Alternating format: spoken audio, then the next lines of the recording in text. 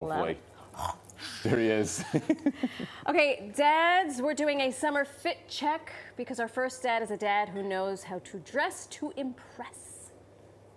So let's do a summer dad fit check real fast. Got my visor. That's right, it's cooling. When I sweat, it cools down. I got my shirt. It's sporty. It's also sweat tech. So when I sweat, it just slides right off. Gotta have that fanny for all of my stuff, like my sunglasses and my car keys. Gotta have my sports tech wonderful shorts with too many pockets and zippers in places that don't make sense. If you see me, no, you don't. I love cargo pants. He looks good. I agree. That's comedian and podcaster Alex Pearlman, who's been known to post a video or two. Yes, the hair. The hair makes it all. He's like a walking Pantene commercial, and millions of people are viewing every joke, rant, and observation he posts. Alex Pearlman, please enter the studio. So we can check the summer. Hey, how are you? Crashing Alex. I am Ben. I'm good. Please, Thank you so much. I've been warned about this couch. It Please. is like a cinder block. Yeah. Please don't curse. Okay, I got you. Please. I understand. I've done radio before. I love you. Okay. I love what you have to say. Yes. Please don't curse. Okay, I know. I've been informed. Thank I've you been so much. informed That's it. about there's so many different rules and Good. everything else. Yep. But I'm really happy to be here. But do you like the collage? This is terrifying. Yeah. This is very That was scary. I've mission always wondered accomplished. what the news would put up when they were like, okay, we're looking for this guy.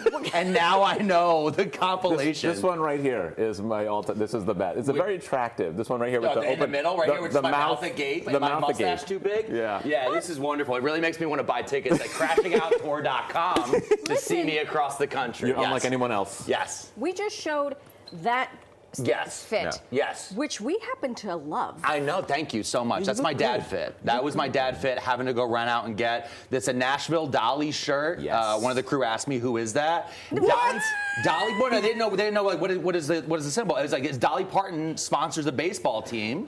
And it's amazing. And the shirt, here's what I need as an Bend his older boobs. guy. I'm in my mid-40s. Yeah. It's been hot. We all now know about wet bulb temperature, right? yeah. Yes. I need a shirt that breathes. Right now I'm wearing my own merch for my own show. Good for you. But the sweat tech where it's just going to go run right off. Yeah. I need to have, because as I'm getting out there in the park with my toddler, upper tummy sweat's a weird thing. Moob sweat. Yes. And the moobs Yes. Now gets you right know in. the shelf sweat. Yeah. Yes, That the women shelf. will. The shelf. That's a The much better term than upper You tummy. can use it I whenever will. you want. Let's steal This it is right called there. the shelf. Upper tummy. Thank yeah, you. That's it. Talking about your son. Yes. Obsessed with Thomas the Tank Engine. And Yes, and Tomater specifically is why I have those shoes. I've been doing stand-up. I started doing stand-up in 2002. Okay. And at that time, the Blue Collar Comedy Tour was very popular. Mm-hmm. I was not a fan of Larry the Cable Guy. Yeah. I can now separate the art from the artist. Yeah. Okay, I'm cool with Tomater. I'm getting over Larry the Cable Guy. Okay. That's where I'm at on there. Larry, if you're out there, I would love to have you just record a voicemail so I can tell my kid that Tomater loves him. Yeah. That's where I want to That's be.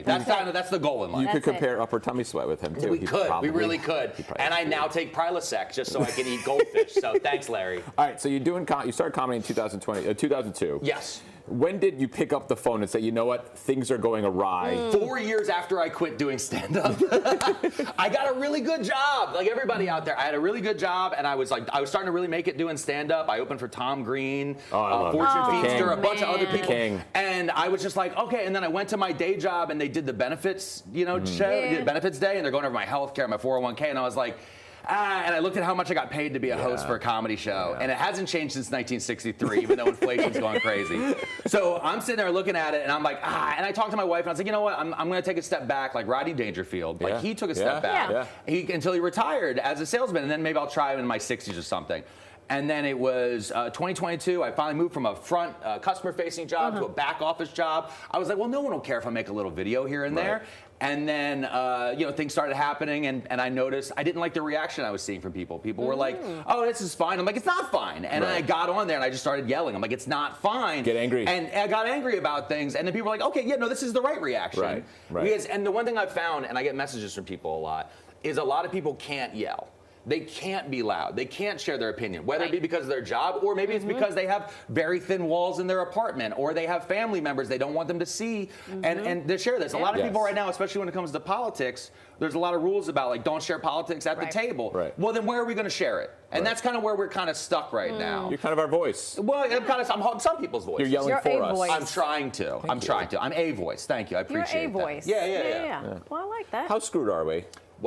Which way? In life, in society. Okay. Well, maybe you shouldn't turn to a 42-year-old comedian from the outskirts of Philadelphia to ask that. And if that's the situation we're in, then very. But what I would say is we have to. The thing is that we need to understand, everybody out there, we have to be our own Calvary. Right? We've been looking, look at what's been going on in New York right now with the changes that we're seeing. You guys are blessed to have a mayor that is answering acts about potholes. I have a hole in front of my house.